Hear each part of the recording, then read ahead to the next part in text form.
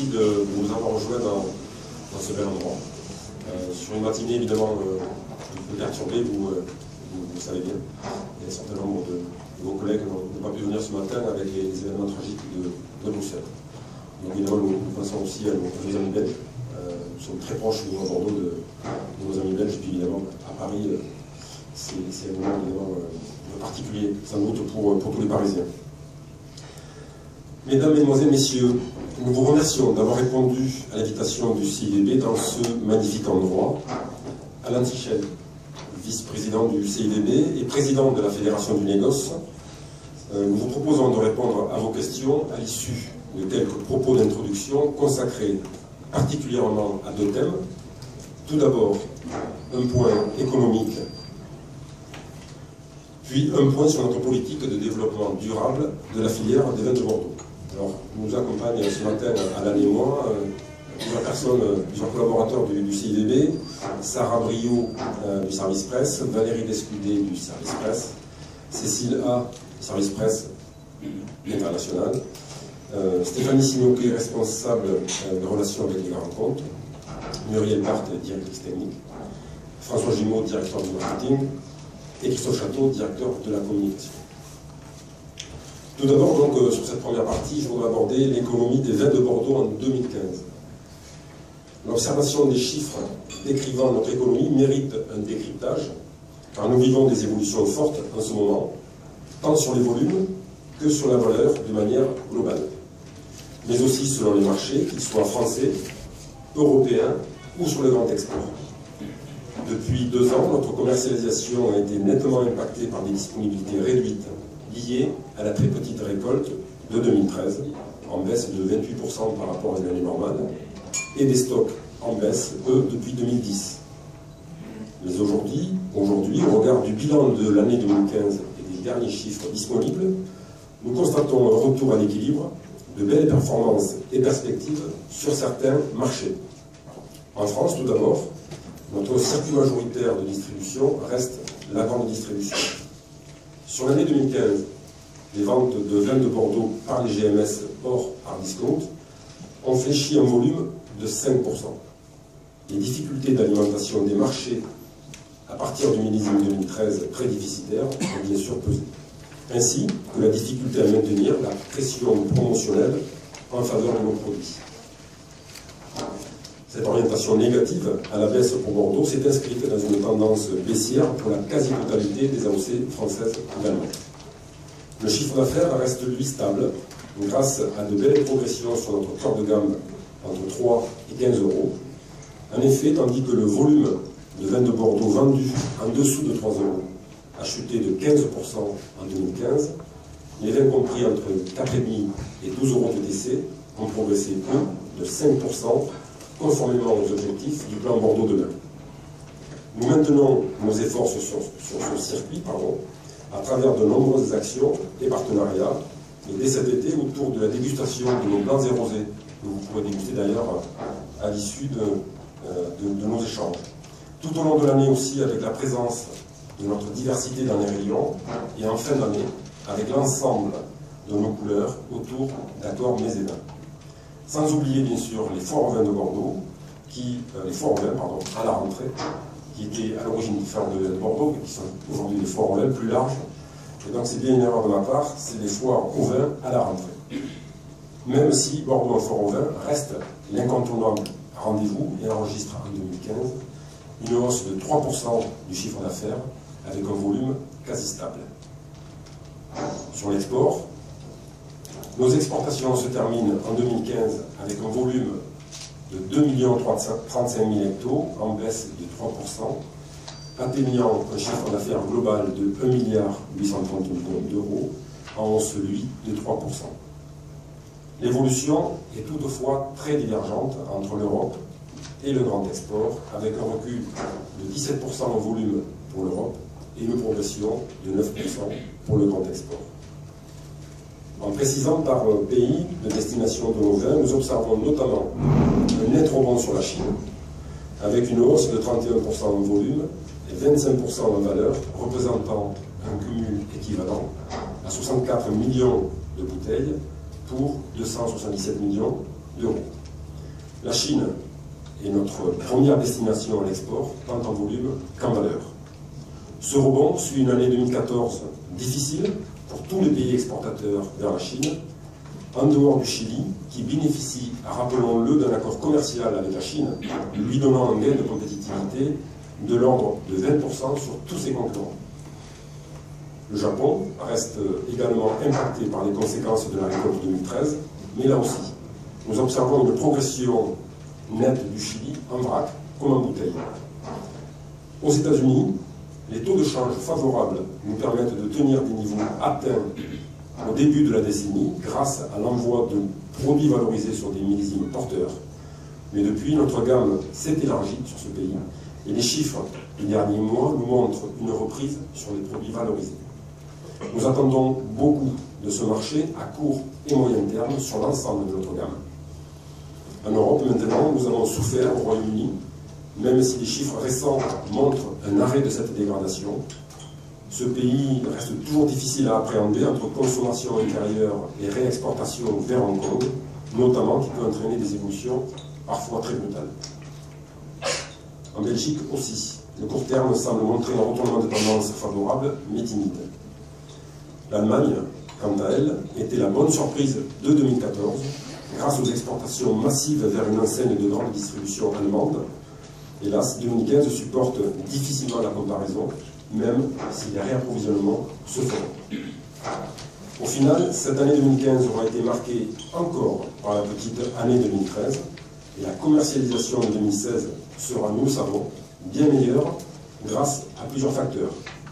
Tout d'abord, un retour à des volumes échangés entre production et négoce en forte hausse, un euro toujours bas, des disponibilités en hausse, un marché chinois relancé, et surtout un millésime 2015 attractif et attendu, que vous pourrez découvrir d'ailleurs lors de la prochaine semaine des primeurs, dans quelques jours maintenant, et bien évidemment, à n'importe quel moment de votre choix, auprès des viticulteurs et des négociants, ravis de vous les présenter.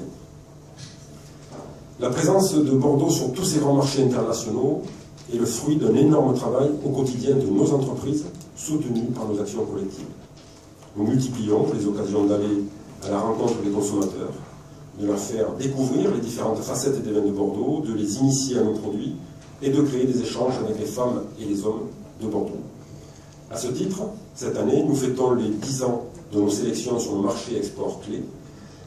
La destination des consommateurs, ces sélections annuelles de 100 vins reflètent la diversité de notre vignoble et le très bon rapport qualité-prix de tous nos produits. La formation est également un point essentiel de notre action. En 2015, près de 77 000 personnes ont été formées aux 4 coins du monde au vin de Bordeaux, notamment par l'école du vin. Et je veux saluer aussi Bénédicte Rocard, qui je n'ai pas cité tout à l'heure, qui fait partie des animatrices de l'école du vin. Rappelez aussi nos 3 fêtes du vin réalisées en 2015, à Hong Kong, à Québec et à Bruxelles, qui nous ont permis de nous rapprocher de nos consommateurs. Chaque fois, ce sont plus de 60 professionnels qui vont faire déguster le verre à la main. Chacun des visiteurs qui viennent nous voir, plus de 150 000 personnes à Hong Kong, une quarantaine de mille à Québec et autour de 25 000 à Bruxelles. Tous ces investissements, tous ces efforts fournis, collectivement ou par chacune des entreprises, sont pourtant chaque jour pénalisés par l'impact d'accords commerciaux conclus par d'autres pays producteurs, et notamment en Asie. Il est donc important que la France et l'Union européenne agissent activement sur les sujets cruciaux que sont la protection des indications géographiques, des mentions traditionnelles et sur les tarifs douaniers. J'aborde maintenant ce deuxième volet du propos d'introduction qui porte sur notre politique de développement durable. Cet échange avec vous, que nous aurons tout à l'heure, est pour nous l'occasion d'aborder la politique de développement durable des vins de Bordeaux, comme nous l'avons fait à Bordeaux, il y a 2 mois, le 20 janvier, lors du 8e forum environnemental réunissant la filière, les chercheurs, la presse et les associations. 4 axes caractérisent cette politique: bâtir une filière responsable, anticiper l'avenir par la recherche, réduire l'empreinte environnementale, favoriser la gestion durable du vignoble. Cette politique se caractérise par un fil conducteur, l'humain au cœur de la démarche environnementale. Or, depuis le 20 janvier, depuis ce moment important pour notre filière, nous avons été surpris de voir, de lire, à la suite de la diffusion du reportage Cache Investigation, un grand nombre d'interrogations, d'interpellations, de commentaires, tous plus définitifs les uns que les autres, sur la filière. Signalons au passage la mise en lumière par certains journaux de la manipulation des chiffres lors de ce reportage, délibérément alarmiste et à la rigueur scientifique malmenée. Nous avons été notamment interpellés sur une omerta qui régnerait sur ce sujet. Si j'ose dire, parlons d'omerta. Nous en sommes au 8e forum environnemental. Depuis plusieurs décennies, nous investissons pour diminuer les pesticides en dotant les viticulteurs d'outils d'aide à la décision. Nous développons le système de management environnemental qui regroupe aujourd'hui plus de 400 entreprises. Le bilan carbone de la filière a été produit en 2008 et réactualisé en 2013. La filière se forme, elle s'informe, elle informe, elle investit aussi dans la recherche, et cela au grand jour. Rarement, omerta aura autant fait parler d'elle. Il n'y a donc ni omerta, ni déni, sauf peut-être sur ce qui est fait réellement par la filière des vins de Bordeaux pour gérer ce sujet. Nous sommes interpellés aussi sur la quantité de produits utilisés en Gironde. La Gironde est le plus gros consommateur de pesticides en France. C'est aussi le plus gros département agricole et viticole français. C'est aussi le département où il y a le plus de surface bio en viticulture en France. Nous sommes interpellés également sur le risque encouru par les riverains. Eh bien, nous abordons sans tabou tout ce qui permettrait d'obtenir des mesures d'impact, des quantifications sur les résidus dans l'air comme dans l'eau, sur les cheveux, dans les maisons, en comparant bien sûr avec des témoins comme toute étude sérieuse capable d'éclairer honnêtement nos dirigeants, les riverains, les populations, comme nous-mêmes. Nous sommes preneurs car nous sommes les premiers intéressés. Il se trouve qu'avec nos familles, nos amis, nos salariés, nous vivons au cœur du vignoble. Vous trouverez dans notre rapport de développement durable qui vous a été remis tout à l'heure, notre stratégie et surtout les exemples concrets de ce que nous encourageons, de ce que nous initions et de ce que nous soutenons. Tout cela à travers des démarches collectives et individuelles. Par exemple, j'y reviens, notre système de management environnemental, les créations de groupements de défense contre les organismes nuisibles pour gérer la flavescence dorée et conduire à moins traiter, les plantations de haies, les réunions d'information et d'échange entre viticulteurs et riverains, les expérimentations sur les cépages résistants et beaucoup d'autres encore. Rappelons toutefois qu'à l'origine de ces soubresauts médiatiques, il s'agissait d'un mauvais comportement de 2 viticulteurs près d'une école en 2014, ayant entraîné le malaise d'écoliers suite à un traitement à proximité immédiate de cette école. Un mauvais comportement est un mauvais comportement. Nous l'avons condamné et nous le condamnerons encore. Et un mauvais comportement avec des produits bio ou pas bio reste un mauvais comportement. Si je me fais renverser tout à l'heure sur un passage piéton par un véhicule diesel ou un véhicule électrique, le problème sera-t-il la source d'énergie du véhicule ou bien le comportement du conducteur? En 2015, la Gironde était le seul département de France à s'être doté d'un arrêté préfectoral encadrant les usages de pesticides près des écoles. En 2016, la Gironde est le premier département de France à avoir annoncé un nouvel arrêté qui sera plus restrictif que la note d'orientation envoyée par le ministère à tous les préfets sur le territoire. Nous réunissons les maires, nous réunissons les collectivités. Un travail est mené avec la région, notamment pour investir dans la recherche de nouveaux outils de pulvérisation. Nous attendons également de l'État, et plus particulièrement de Stéphane Le Foll, des réponses anciennes maintenant à des demandes techniques pour nous aider à avancer plus vite sur ces sujets. Nos demandes portent, entre autres, sur la transposition des limites maximales de résidus sur le raisin au vin, sur l'évolution de l'encadrement du port des équipements de protection individuelle, sur la mise en œuvre des éléments réglementaires ouvrant la porte à l'utilisation de cépages résistants aux maladies. Au final, le thème des pesticides et plus largement du développement durable est un sujet extrêmement important et extrêmement sérieux. Nous y travaillons depuis longtemps avec une vraie stratégie. Information, formation, investissement dans la recherche. Il n'y a donc ni omerta, ni déni. Il y a du travail fait, du travail à faire encore bien sûr, et nous nous y attachons avec cohérence, calme, conviction et sans idéologie, parce que nous nous devons d'être dans l'action et pas dans l'incantation. En conclusion, ce propos d'introduction aura permis d'aborder deux sujets donc très différents, vous l'avez vu. D'un côté, l'économie de notre filière qui se redresse nettement. Il y a 2 ans, ici même, ou quelques centaines de mètres d'ici, nous annoncions les difficultés à venir. Nous pouvons aujourd'hui, avec les mêmes outils, les mêmes observations, annoncer une année 2016 très positive. Sur le sujet du développement durable, il est utile de clarifier, de préciser les enjeux et de redire inlassablement combien ces sujets sont au cœur des actions de la filière, tant au niveau collectif qu'au niveau de chacune des entreprises bordelaises.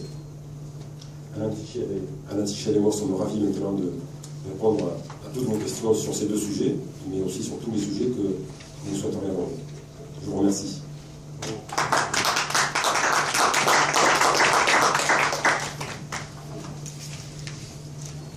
Nous vous écoutons.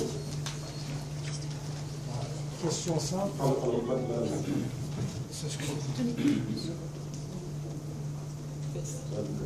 Bonjour Marie-Josée. Vous m'entendez? Oui. Je voulais que vous fassiez un point sur la replantation à Bordeaux. De replantation, qu'est-ce qu'on peut attendre comme augmentation de surface, ou de production, ou de modification?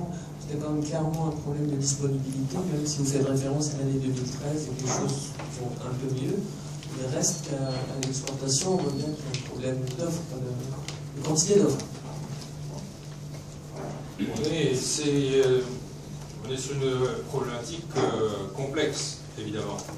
On n'a pas pour objectif à Bordeaux d'augmenter massivement les surfaces plantées. On a un déficit sur les millésimes récents à cause d'un rendement à l'hectare faible. Notre surface actuelle, qui est de l'ordre de 116 000 hectares, est capable de produire plus de 6 millions d'hectares. Notre récolte 2015 est de 5,3 millions. Donc, dans des conditions météorologiques normales, on devrait produire davantage que ce que nous avons produit sur les millésimes récents. 2012-2013 étaient très pénalisants, 2013 particulièrement. 2014 a vu une amélioration. 2015 est l'équivalent de 2014, mais on est encore en deçà de ce qui serait considéré comme une récolte normale à Bordeaux. Tout ça, ça conduit à un repositionnement de l'offre qui fait partie de notre stratégie Plan Bordeaux qui a été extensivement précisée en 2010. Et on est pile sur ce plan-là. Le plan, c'était de sortir Bordeaux de la catégorie basique. Donc on considère les vins basiques comme étant ceux qui seront achetés par le consommateur à moins de 3 €. Progressivement, on y arrive. Et c'est une bonne chose. Je dirais que les faibles récoltes qu'on a vues nous ont assistés, nous ont aidés à repositionner cette offre-là, puisque ça élimine les questions, les surdisponibilités.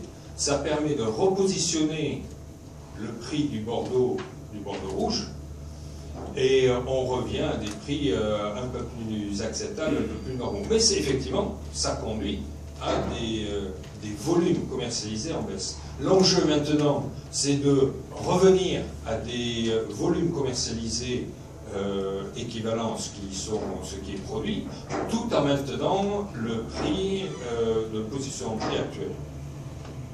Si je peux me permettre, pour ajouter un propos d'Alain, 2013 est une année quand même très particulière, c'est l'année la plus faible depuis 1991. Donc elle a nécessairement eu un impact fort.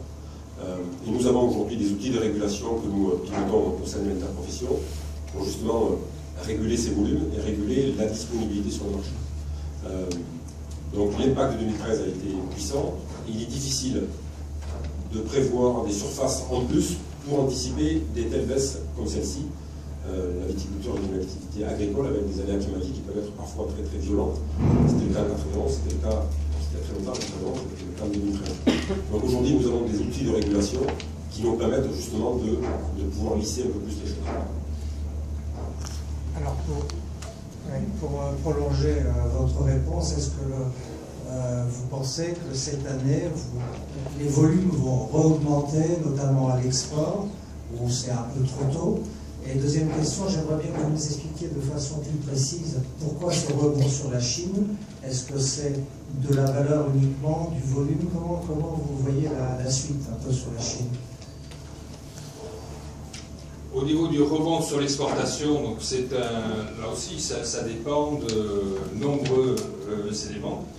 Nous sommes en retard sur les 12 derniers mois impactés par la faible disponibilité. Sur les 3 derniers mois, par contre, on voit un regain de part de marché. Donc en termes de volume, on regagne un peu de l'exportation, ce qui est encourageant. Je ne peux pas me prononcer sur les résultats qu'on va effectivement constater sur l'année 2016, mais quand même, les indicateurs sont plutôt bien orientés. En ce qui concerne la Chine, alors c'est vrai qu'on a vu une forte baisse qui, quelque part, était peut-être salutaire aussi. On a un repositionnement sur la Chine. Donc vous savez qu'avec les mesures gouvernementales, ça a beaucoup affecté le très haut de gamme. Et là, on a fortement souffert au niveau de l'exportation des très grands vins de Bordeaux à destination de la Chine. Ce qu'on avait, c'était ces exportations de très grands vins et aussi un très gros volume de vins d'entrée de gamme. Sur la Chine, comme sur la France et sur tous les autres pays, on cherche à sortir de ce créneau basique. Et c'est ce que l'on voit dans nos exportations à destination de la Chine, c'est que finalement, excusez-moi, on a un regain de ce créneau intermédiaire qui est vraiment l'essence, l'essence même de ce qu'est les vins de Bordeaux. Donc pas dans le créneau en perte de volume sur le très bas de gamme, mais un regain de volume sur le milieu de gamme, qui est mieux valorisé. Et donc on a finalement la valeur qui progresse plus vite que les volumes. Comment vous expliquez quand même la progression de 31% l'an dernier? C'est un rattrapage ou est-ce que c'est vertueux? Est-ce que vous pensez qu'il va y avoir, ça va se continuer en 2016? Quels sont les indicateurs aujourd'hui? Même si, est-ce que c'est un renforcement supplémentaire ou est-ce que c'est une compensation de baisse de volume des années précédentes? Et puis une question complémentaire, les autres marchés en croissance comme les États-Unis, où ça en est, l'ASEAN aussi, vous êtes peu présent finalement, hein, sauf qui pourrait reprendre. Donc, on a l'impression qu'hors Chine, ça stagne quand même toujours, il n'y a pas de relance, de repositionnement sur des marchés vraiment porteurs. Donc ce qui se passe en Chine, c'est effectivement le marché est en train de gagner en maturité. On a eu une très forte augmentation où les exportations de Bordeaux doublaient chaque année. On a eu un plafonnement et une chute parce que quand il y a un secteur aussi dynamique, l'importation des vins, l'augmentation de la consommation des vins en Chine, ça attise énormément de convoitises de la part d'opérateurs qui s'improvisaient littéralement importateurs de vins du jour au lendemain pour saisir l'opportunité économique que représentait ce développement d'activité. Ils s'aperçoivent, certains d'entre eux se sont aperçus, que c'est beaucoup plus compliqué de vendre de le vin que simplement l'importer. Donc, il y a des gens qui sont sortis de la filière, qui ont abandonné, parce qu'ils n'ont pas les réseaux de distribution sur le marché chinois. Par contre, il y a un renforcement du professionnalisme de ceux qui restent, qui sont de vrais opérateurs, avec une vraie distribution, qui sont de vrais professionnels, avec des vrais commerciaux, et eux, c'est une activité qui se construit. Donc, la façon dont je le vois, c'est que c'est un gain de maturité au niveau de la distribution, de l'importation et de la distribution des vins. La consommation, elle, n'a jamais fléchi, elle continue à augmenter, elle continue à se renforcer. C'est un problème de réseau, donc une reconstruction de réseau qui se fait. Oui, c'est exactement ça. Sur des vins plutôt moyen de gamme, donc on est d'accord, hein, sur les 3 de vin. Mais quid des pays, alors, potentiellement, est-ce que les positions que vous allez prendre, notamment en ASEAN, les États-Unis aussi, comment ça s'est passé? Ça a marché? Donc, au niveau des États-Unis, donc là, du coup, c'est un marché très mature, où la distribution est bien implantée, elle est solide. le marché américain est très très compliqué au niveau administratif, au niveau de la distribution, on peut considérer qu'à Bordeaux, on sous-performe sur le marché américain depuis longtemps, et il y a un regain. Enfin, on regagne des parts de marché aux États-Unis, puisqu'on est proche de nos niveaux historiques. Donc les progressions ne sont pas aussi spectaculaires que sur le marché chinois, mais le niveau, le volume d'exportation est le plus haut qu'on ait jamais eu. Et ça doit continuer à se consolider. Les États-Unis est considéré comme un marché clé et stratégiquement important. On veut continuer à être de plus en plus présent. Il y a des fortes actions interprofessionnelles qui sont menées sur les États-Unis pour augmenter encore notre présence sur ce marché-là. Oui, en fait j'aurais deux questions assez différentes. C'est-à-dire la première, est-ce que vous êtes confiant également dans un développement de vos ventes à nouveau en grande surface en France, parce que je pense de mémoire que ça ne date pas de 2013, enfin de la faible récolte, que les ventes de vin de Bordeaux reculent en grande surface en France. Et la deuxième question, donc un peu différente, est-ce que vous avez ressenti donc, des conséquences de l'émission Cash Investigation vis-à-vis de vos importateurs à l'étranger? Est-ce que vous avez des questions à ce sujet? Je peux monopoliser les réponses. Au niveau des grandes surfaces, en France, donc on a une baisse de volume, mais on a une amélioration du prix moyen de vente. C'est la conséquence, c'est vrai, de la faible disponibilité des volumes et surtout de la valorisation. Donc c'est le segment basique qui appauvrit l'approvisionnement de vin de Bordeaux sur l'AG des France. Et finalement, c'est stratégiquement voulu, et notre ambition, ce n'est pas nécessairement de regagner des volumes, mais surtout de maintenir la valorisation. Et on cherche beaucoup à améliorer la performance export, qui s'améliore, puisqu'on est maintenant à un taux d'exportation de 42%, alors que nous plafonnions depuis très longtemps à 30-33%.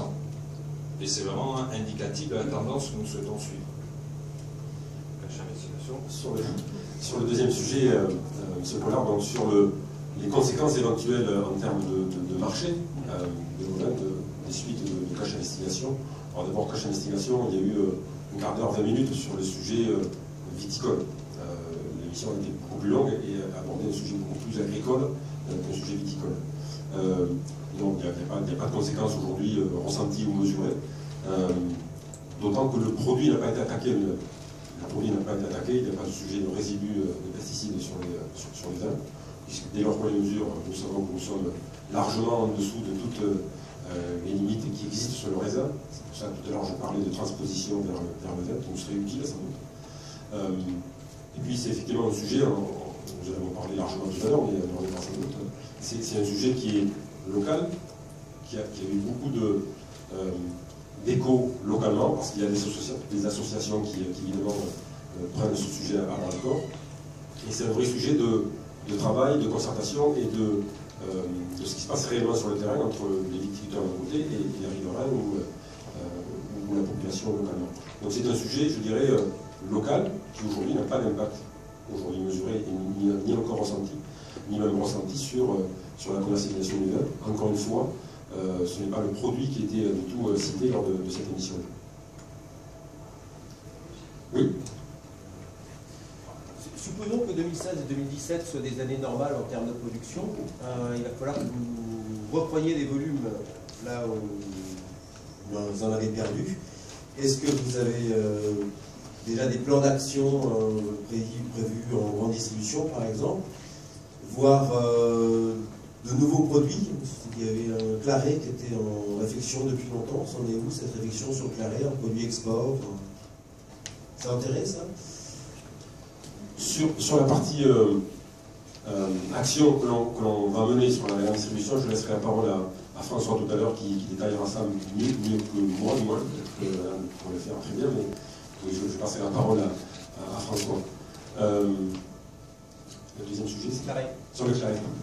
Sur le Claret, c'était un beau sujet, c'est un beau projet. Lorsque l'on décide, On l'a vu dans cet exercice-là. Parce que c'est un sujet qui est imaginé dans des bureaux, même si on a bien travaillé ardemment entre nous, on va dire, que ce n'est pas un sujet qui vient du marché ou qui vient de la base, c'est difficile à le lancer et à le produire. Donc on n'a pas pu trouver, d'une part, des producteurs et des négociants qui se sont retrouvés pour lancer ce produit-là, parce qu'il fallait que les viticulteurs aient l'ambition de se lancer dans un nouveau produit, et que le négociant aussi ait la même ambition pour se lancer dans un nouveau produit. Donc la démarche collective était intéressante, l'idée philosophiquement, concrètement c'était un beau sujet d'étude pour nous. Après il y a la réalité du marché qui fait que lancer un produit comme cela, c'est quand même pas simple. Et une entreprise ou quelques entreprises qui veulent lancer un produit pour le bénéfice du collectif, c'est pas gagné tout de suite. Et donc là, pour l'instant, voilà, c'est un sujet qui est un peu stand-by. Pour le Claret, je confirme, il y a un manque d'intérêt, d'engouement et de conviction que c'est quelque chose qui répond aux besoins du marché. Mais je voulais revenir sur votre premier point, par rapport à des récoltes normales sur 2016 et 2017 que l'on espère, en termes de volume, et sublime en termes de qualité. Ce qu'on a mis, et c'est une situation qui n'a jamais existé à Bordeaux jusqu'à maintenant, c'est qu'on dispose de tous les outils de régulation. Et là-dessus, parce qu'effectivement, si on est en train de commercialiser 4,7 millions d'hectos et de récolter 5,3 millions, ça fait un décalage qui peut rapidement devenir inquiétant pour l'équilibre l'offre et demande. On veut absolument préserver le positionnement que l'on a actuellement sur les vins de Bordeaux. Pour arriver à faire ça, effectivement, la commercialisation ne suit pas nécessairement le volume produit. Donc on a des outils de régulation en termes de réserve, en termes qui peuvent être constitués au niveau de la propriété, qui ne sont pas commercialisables et qui constituent des réserves pour alimenter le marché lorsque celui-ci est demandeur. Donc on a mis en place tous ces outils sur, ça fait quelques années maintenant, mais avec les récoltes faibles, on ne s'est jamais trouvé en position de pouvoir les exploiter. Donc on n'a pas pu constituer ces réserves. On est maintenant en situation de stock faible. On a les ratios que l'on mesure appellation par appellation avec les moyennes décennales nous montrent qu'on est aujourd'hui en stock faible, surtout en appellation Bordeaux. Donc on a beaucoup de marge de manœuvre. Il faut certes encourager les efforts et développer la commercialisation, mais on a tous les outils nécessaires pour s'assurer que le positionnement de prix puisse être préservé. Le montant des stocks est combien par mois en année? Vous avez combien en stock global? Le stock total est de l'ordre de 10 millions d'hectos. François, s'il te plaît, pour compléter concernant les investissements en grande distribution. Donc sur la partie GMS, nous avons un travail qui est engagé auprès des principaux distributeurs, de collaboration, de partenariat avec eux. On structure généralement le travail avec 3 temps forts principaux sur l'année qui nous permettent de mettre en avant nos différents produits. Le premier de ces temps forts, ça va être un temps fort au moment du printemps et de l'été, avec une communication sur nos produits blancs et rosés. Je vous invite à les découvrir aussi tout à l'heure. Ce sont des produits sur lesquels nous avons identifié du potentiel en termes de croissance de manière importante. Et donc depuis plusieurs années, nous communiquons sur le développement de ces produits-là. Le deuxième temps fort qui mobilise l'ensemble des distributeurs, ce sont les foires au vin. Ça reste un moment clé dans le trafic de ces points de vente. Et on voit que pour la majorité de ces distributeurs, Bordeaux est l'instrument clé central de la foire au vin. Donc du coup, nous les accompagnons dans ce moment qui est très important pour leur activité. Le dernier moment, c'est aussi un moment clé en termes de saisonnalité, c'est la fin de l'année. Et sur cette fin d'année, nous pouvons mettre en avant l'ensemble de notre gamme, là où nous mettons l'accent beaucoup plus sur nos rouges au moment des foires au vin. Donc à travers ce travail avec les distributeurs, nous arrivons à mettre en avant l'ensemble de la gamme de nos produits, développer des produits nouveaux comme les blancs et les rosés, soutenir les rouges sur les moments forts comme la foire au vin et la fin d'année. Pour ce faire, nous travaillons différents leviers, à la fois tout ce qui est trade marketing, tout ce qui est opération de partenariat avec eux, et également des réflexions plus profondes sur la présentation de l'offre et le merchandising que nous avons développé, le tout en liaison avec les opérateurs de notre filière, puisque ce qui est important pour nous, c'est non seulement de créer de la valeur pour la filière, mais également pour nos clients. Et donc nous animons aussi des groupes de travail avec l'ensemble de nos opérateurs girondins. Merci François. Bonjour, je suis Alban Canto pour Environnement Magazine. Donc, je vais revenir plutôt sur la partie développement durable et particulièrement sur les pesticides. J'ai parcouru rapidement le rapport et je n'ai pas trouvé en fait, de données précises sur les dosages des pesticides utilisés. Donc je me suis demandé si vous aviez des indicateurs précis et si vous pouviez me donner des chiffres. Et une autre question concernant le nouvel arrêté, qu'est-ce qu'il y aurait dedans, celui qui est annoncé pour 2016? Sur les tonnages, je n'ai pas connaissance des tonnages à part ceux qui ont été annoncés sur Cache Investigation, sachant que le tonnage peut être un indicateur, mais c'est peut-être un indicateur qu'il faut prendre avec précaution et mettre en perspective dans le sens où la viticulture qui emploie des produits phyto qui pèsent, notamment le cuivre, le soufre, est une viticulture qui forcément amasse du tonnage. L'évolution est intéressante. Et dès lors que l'évolution, par exemple, en bio se développe, ou que la consommation part des producteurs qui ne sont pas bio, du cuivre ou du soufre, qui sont des produits utilisés par les bio, et qui sont majoritairement utilisés par des producteurs non bio d'ailleurs, progresse. Lorsque le cuivre et le soufre progressent, forcément le tonnage monte. Donc c'est un indicateur qui n'est pas forcément le plus significatif. Il y a d'autres indicateurs qui sont l'indice de fréquence de traitement, qui est un indicateur qui est un peu plus fin, qui est un peu plus complexe à manipuler, mais c'est un outil que nous mettons à disposition des viticulteurs, c'est un outil que nous vulgarisons, qui permet justement de bien vérifier l'évolution de ces IFT. Et donc en termes d'IFT, nous sommes plutôt en tendance baissière, même si en tonnage, on peut avoir une perception différente du sujet. Après, concernant l'arrêté préfectoral qui a été mis il y a quelques jours en consultation publique sur notre département, qui était le premier, comme je l'ai dit tout à l'heure, annoncé, mais qui était à quelques heures près le deuxième arrêté mis en consultation publique en France, puisque l'Alsace avait sorti le même arrêté que je crois PACA, la région PACA l'a sorti quelques jours après. Donc il est probable que d'autres régions le sortent, très certainement. Donc cet arrêté aujourd'hui, en 2016, est le troisième arrêté pour la Gironde, puisque un premier avait été pris en 2014 à la suite de l'événement de Villeneuve-de-Blagne, où je l'ai dit tout à l'heure, deux viticulteurs s'étaient mal comportés, tout simplement. Donc en juillet 2014, un premier arrêté était sorti par le précédent préfet. En 2015, un nouvel arrêté qui concernait le site des écoles, donc les vignes à proximité des écoles, avec un encadrement de l'application des produits près de ces sites-là. Et en 2016, cet arrêté couvre dorénavant tous les sites sensibles.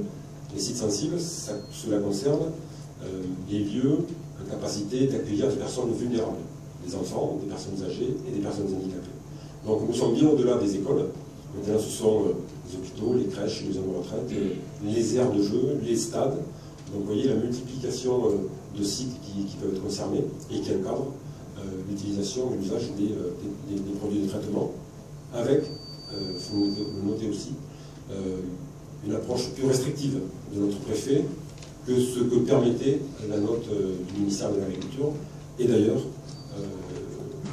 les deux arrêtés qui sont sortis avant et après la Gironde sont moins restrictifs que celui de la Gironde, qui est resté sur les mêmes distances, celui que l'arrêté pris en 2015.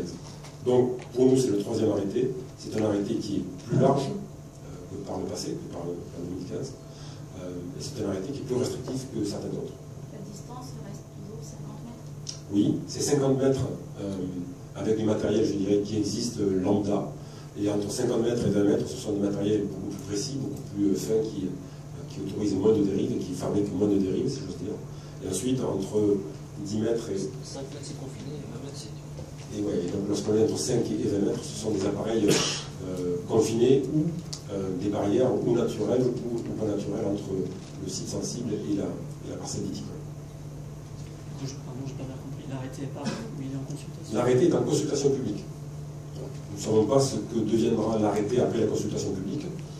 Voilà, nous découvrons que cette procédure, l'an passé, je pense qu'il était plutôt un arrêté qui a été pris directement. Oui.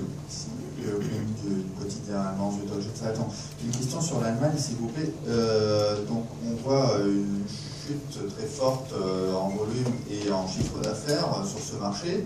Vous avez évoqué la difficulté de comparer avec 2014, mais si on regarde la courbe, même par rapport à 2013, ça fait quand même une chute assez marquée.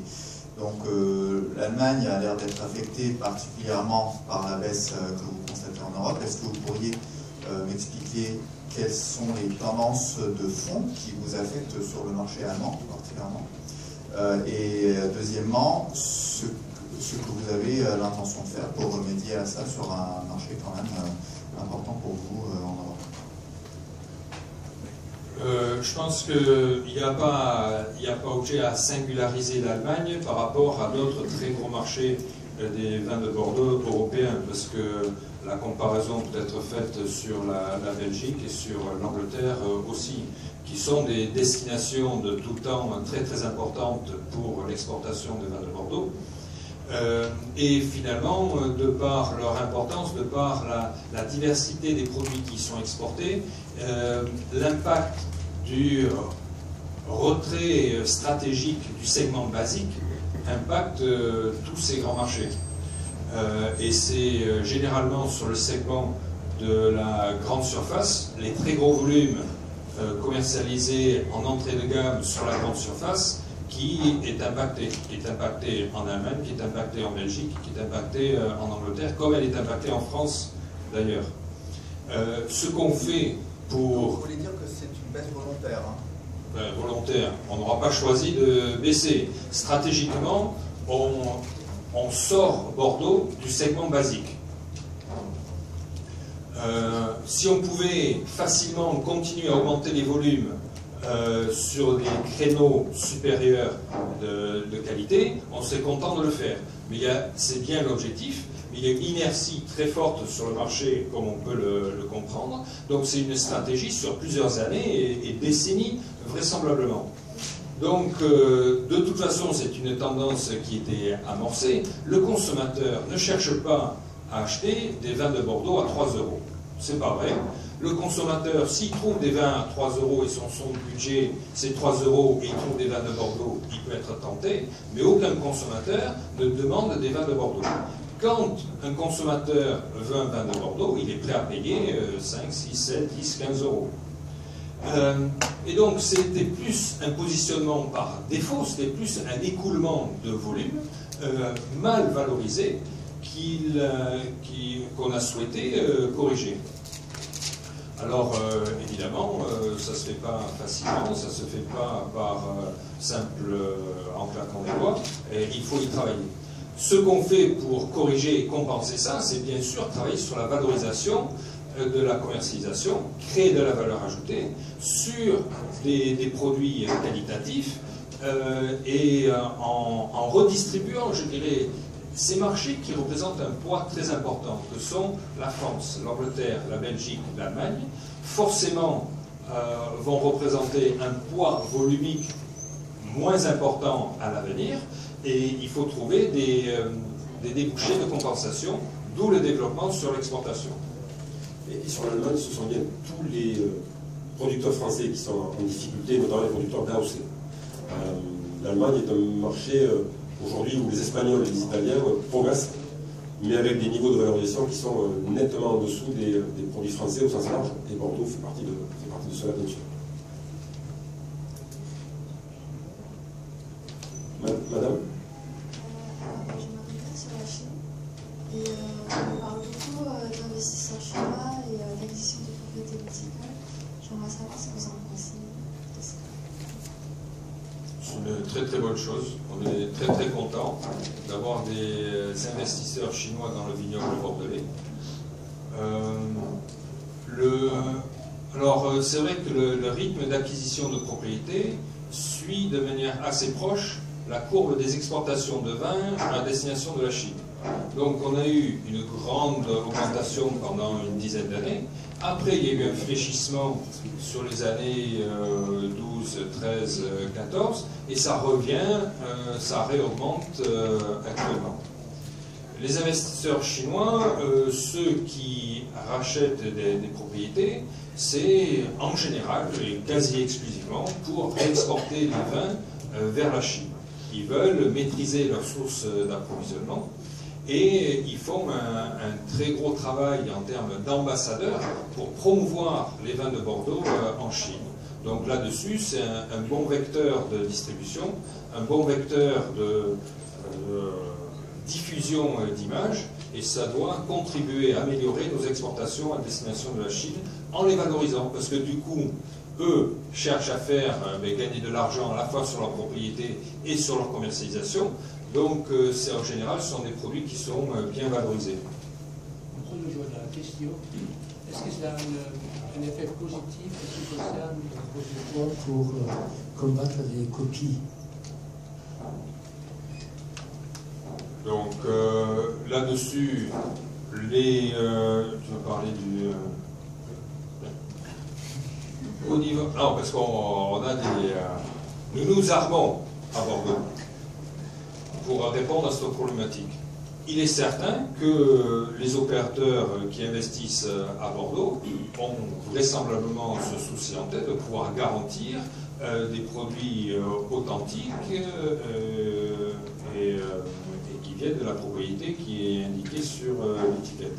Donc ça fait aussi des alliés pour combattre toutes les questions de contrefaçon sur lesquelles le CIVB est très très actif en Chine avec la collaboration des autorités chinoises. Ma question, pardon. Je veux juste compléter sur le sujet concernant les investisseurs chinois à Bordeaux. À d'autres moments, il y a eu des Belges, des Anglais, des Hollandais. C'est l'histoire de Bordeaux. Ce sont bien ceux-là qui ont diffusé Bordeaux à travers le monde. Donc, Bordeaux est constitutif de cette histoire et de l'arrivée de nouveaux commerçants ou propriétaires. Aujourd'hui, ce sont les Chinois, effectivement, en grand nombre. Alain l'a dit, avec des périodes plus dynamiques que d'autres. Nous sommes à nouveau dans une période dynamique depuis quelques semaines, avec notamment M. Ma, patron d'Alibaba, qui investit dans le cœur du Bordelais il y a quelques jours maintenant, quelques semaines. Nous, ça ne nous inquiète pas. Ça fait partie, encore une fois, de l'histoire de Bordeaux. Et si nous étions observateurs de tels mouvements, et vraiment que observateurs et pas du tout concernés par le sujet, et si ce mouvement se passait en Bourgogne ou dans la vallée du Rhône, en France, ou en Espagne et en Italie, et pas chez nous, là nous serions très inquiets. Ce n'est pas le cas aujourd'hui. Donc c'est plutôt bon signe. Ça veut dire que ces investisseurs croient en Bordeaux, croient en ce produit et croient à la marque Bordeaux.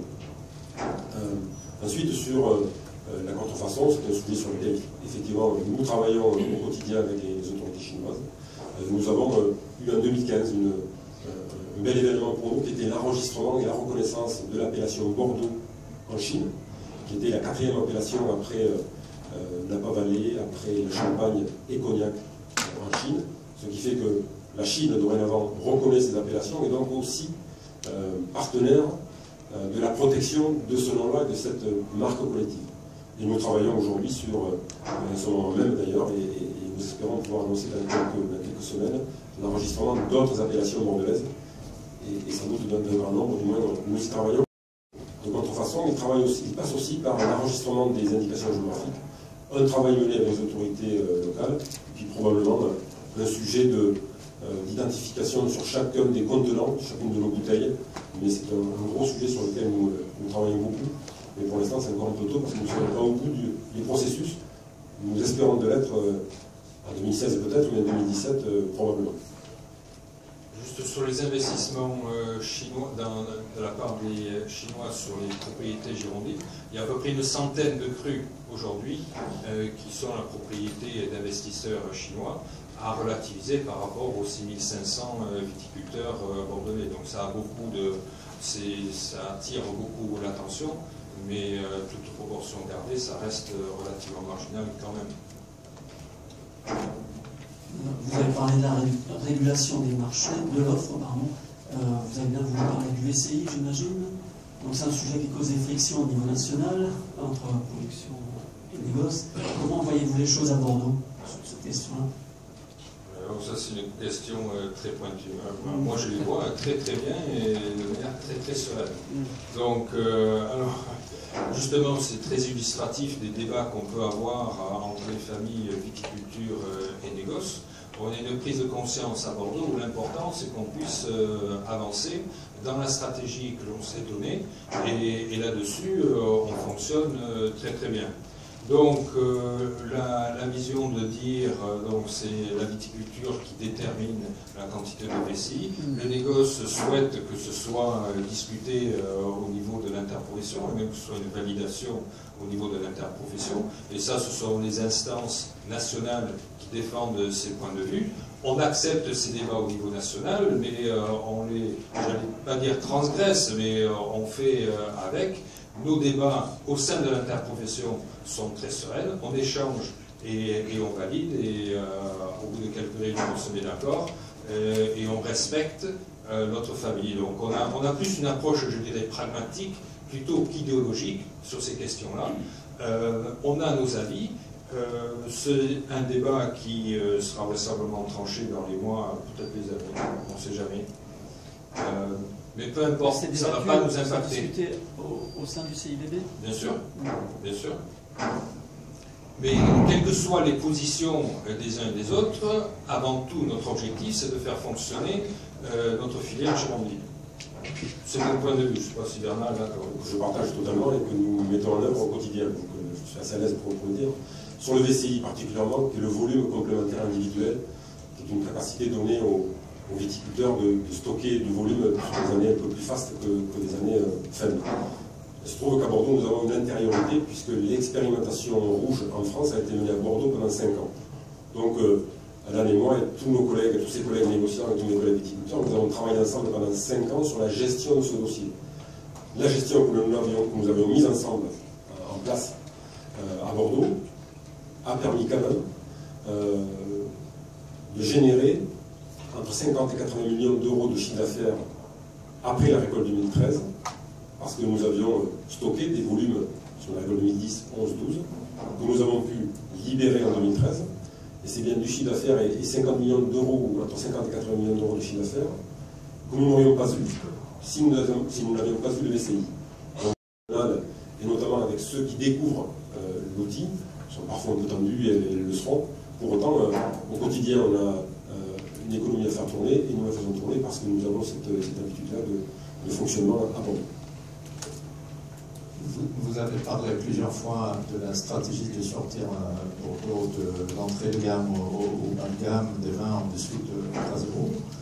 Mais finalement, c'est à chaque producteur de prendre la décision à quel prix il va vendre ses vins. Donc, qu'est-ce que peut une organisation comme CIBB faire dans ce contexte? Je crois que là-dessus, tout le monde est d'accord sur le constat. C'est vrai, c'est peut-être encore plus dramatique dans l'agriculture en général, on en parle suffisamment ces semaines et ces mois-ci, mais c'est aussi vrai dans la viticulture bordelaise, où quand on a des prix trop bas, c'est impossible d'entretenir économiquement et de manière viable une propriété. Donc le constat est parti de là. Se dire, il faut que le viticulteur puisse gagner sa vie, puisse investir, puisse entretenir son vignoble pour qu'il continue à produire sur les 20, 30, 40 ans à venir. Donc le constat, il est de dire, quand est-ce qu'on... D'abord, le premier constat, c'est de constater justement que certains vins, notre indice, notre indicateur, c'est le cours du Bordeaux rouge en vrac, sur la place de Bordeaux.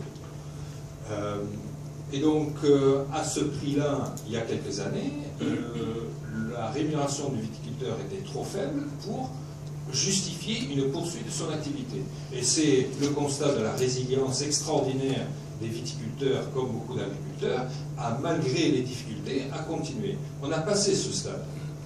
Maintenant, on dit stratégiquement, il faut arriver à préserver un minimum. On ne peut pas le dicter. Notre seul levier d'action, c'est de réguler l'offre et la demande, de maintenir ces équilibres-là. On sait que s'il y a une offre trop restreinte, eh bien, les prix montent, ça dure un certain temps, et après c'est la commercialisation qui s'écroule. Le temps que la commercialisation s'écroule, en général, on a récupéré au niveau des volumes produits, on se trouve en situation de surproduction, et après c'est les cours qui s'écroulent. Donc l'idée c'est de lisser tout ça. Et donc on a mis en place un certain nombre d'outils qui nous permettent de réguler le volume mis en marché. On peut rentrer dans le détail technique de ces différentes mesures, mais l'idée c'est ça. Au niveau de l'interprofession, on peut mettre en place ce genre d'outils, parce que tout le monde est d'accord pour dire que c'est bon pour la production, c'est bon pour le commerce, de lisser, d'avoir une lisibilité, d'avoir une régularité, et que les évolutions soient le plus doux possible. Qu'est-ce que vous pensez est-ce que vous pensez qu'il puisse être possible de mettre en place une Didier comme fait le Sud de France, comme peut le faire le Sud de France, sur Vincent Séger à Bordeaux, pour ne pas perdre la totalité de ce marché, qui visiblement a des potentiels quand même, et peut-être rémunérateur pour des vignerons, des jeunes vignerons notamment. Donc aujourd'hui, il n'y a rien qui empêche. C'est une question d'est-ce que c'est viable techniquement. Je pense qu'il y a des zones non plantées où les conditions climatiques seront beaucoup plus favorables qu'à Bordeaux. À Bordeaux, on reste, malgré l'évolution climatique et le réchauffement, on reste quand même sur un climat marginal. Et c'est très difficile d'avoir, pour faire du VSIG qui soit économiquement viable, il faut des gros volumes. Il faut des rendements élevés. Si on n'est pas à 90 hecto-hectares, ça ne peut pas marcher. Et à 90 hectares à Bordeaux, c'est difficile de garantir que le raisin sera mûr chaque année. Donc c'est difficile, je pense. Le potentiel, il existe partout en France. À quelques exceptions près, eu égard aux conditions de production. Effectivement, un vin sans IG, il faut être 90 hectos au moins pour pouvoir espérer, pour qu'un viticulteur puisse espérer gagner un peu d'argent sur cette surface-là. Si ça ne se développe pas aujourd'hui, c'est parce que des viticulteurs, aujourd'hui, ne se sentent pas dans la capacité d'avoir et de résoudre cette équation économique, et puis qu'il n'y a pas aujourd'hui suffisamment d'acteurs économiques et de négociants, de commercialisateurs, qui sont capables d'assumer ou de partager le risque. Un viticulteur qui plante une vigne sans savoir ce qu'il va faire de son produit sur 5 ans, 6 ans, 7 ans, sur un marché qui existe mais qui aujourd'hui est occupé par l'Espagne à 40 € de l'hecto, il faut y réfléchir deux fois. Donc si effectivement il y a un négociant, un viticulteur qui s'entendent pour dire nous avons un marché, nous avons d'un côté le débouché qui est assuré sur quelques années avec un prix qui peut être valorisé pour un viticulteur, et un viticulteur qui veut s'engager dans cette démarche, cela se fera. Ce n'est pas à l'ANEMO, au CIVB ou ici à Paris que ça se décide. C'est vraiment le marché qui le décidera et la rencontre entre des acteurs et du commerce et de la production. Rien ne l'empêche. Mais enfin, si on peut toucher, non, on n'est pas ici pour parler des VSIG. Mais il y a une réticence en France à s'embarquer dans ce contexte-là, mais c'est pas étonnant quand la concurrence est à encore 40 €, j'ai appris que ça peut être nettement moins encore, et que dans des conditions comme ça, c'est très très difficile en France. Il y a quelques jours, j'ai entendu un collègue administratif réglementaire en France qui empêche la production de vin sans IG. Et au même moment, dans la réunion où nous étions, nous avons à l'écran la valorisation des volumes actuellement importés massivement d'Espagne à 35 et 40 hectos. 40 € par hecto. Le sujet, il n'est pas le frein réglementaire. Le frein, il est bien sur la valorisation, tout simplement.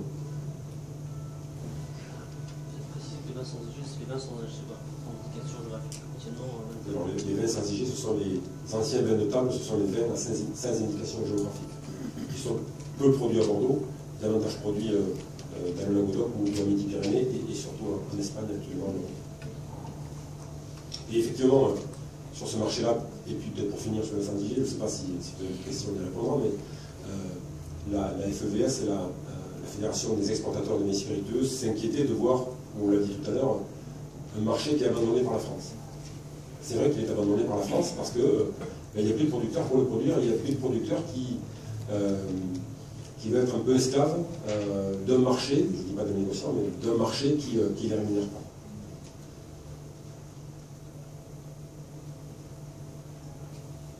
Monsieur ?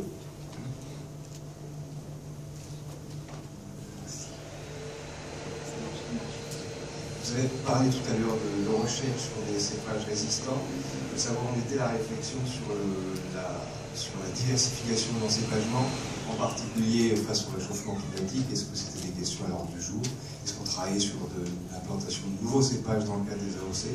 Ou si c'était des questions laissées de côté pour le moment?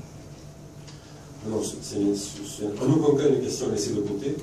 Il y a maintenant, je rentre moyenne, au moins 5 ans, lors d'un forum environnemental, justement, ou d'une réunion de services techniques et de la technique au sens large chez nous, il y a eu un focus sur le changement climatique, avec les conséquences que ça pouvait avoir en eau et le travail que l'on peut mener avec le monde de la recherche. Donc face à l'évolution du changement, face au changement climatique annoncé, que l'on vit d'ores et déjà, puisque nous avons des récoltes et des dates de récolte qui sont différentes de celles que nous connaissions il y a 20 ou 30 ans.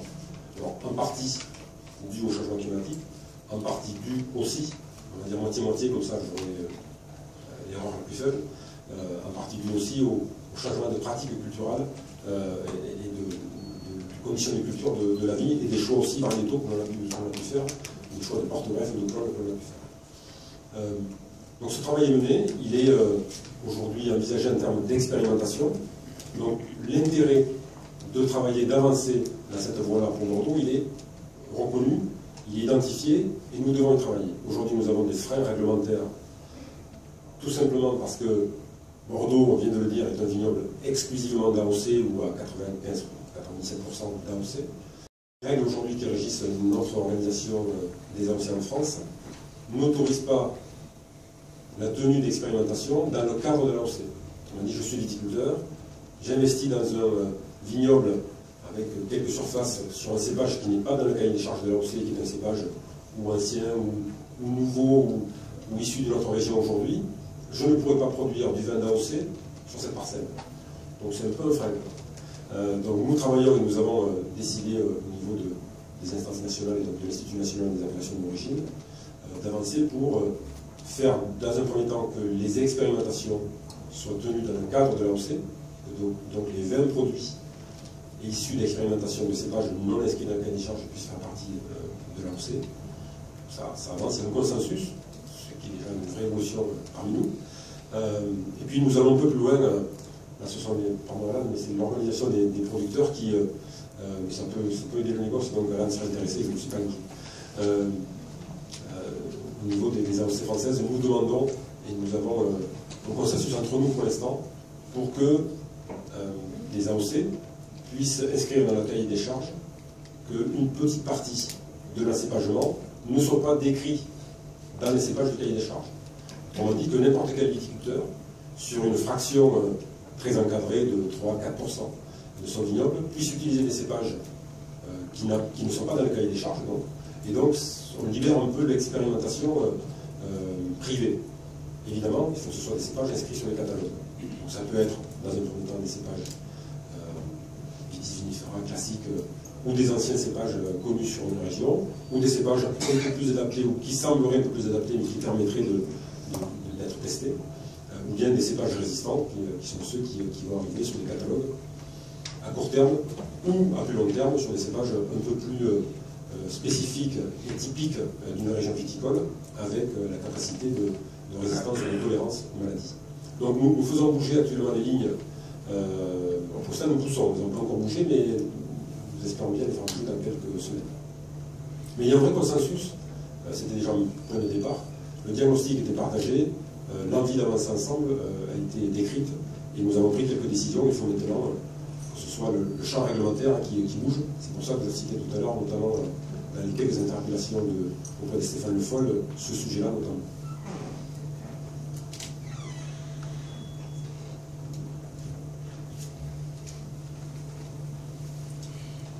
Vous avez parlé de une modification de la réglementation sur les